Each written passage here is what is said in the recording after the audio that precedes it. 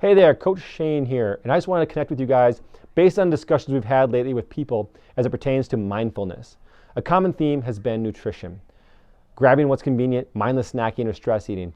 And here's what I've learned about myself. If it's there and I haven't planned, I will for sure eat it. It comes down to choices and self-control. So how many choices do you have to make in a day? If you start thinking about the choices you have to make, it's kind of mind-blowing. Making choices, especially choices other than what you want to make, like having eggs and oatmeal for breakfast instead of Frosted Flakes and a donut, are mentally taxing.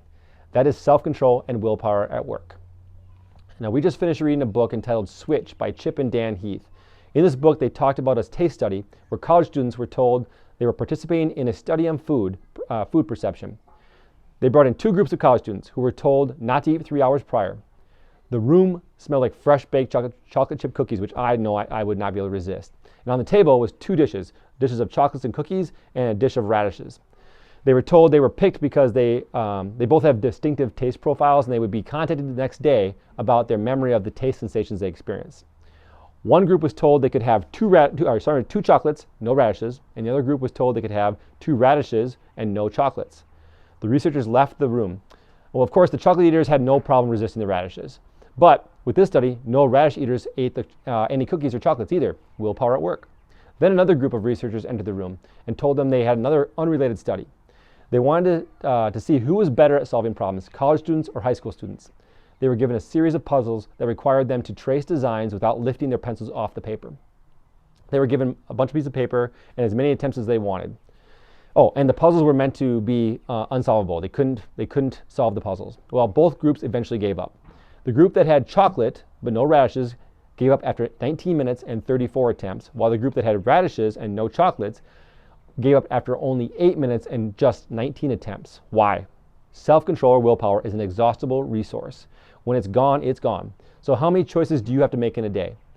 How much self-control do you have to utilize throughout your day? Think about that. Is it any wonder you give up and grab what's easy or something you really want that is probably not as healthy as you'd like?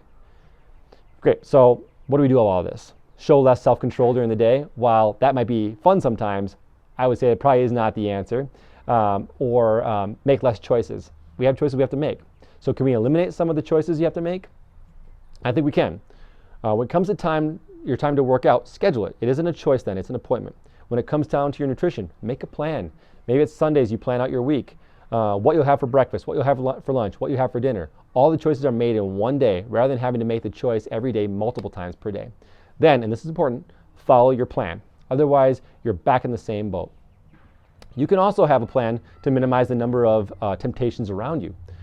What do you have within reach that isn't healthy? Minimize those things.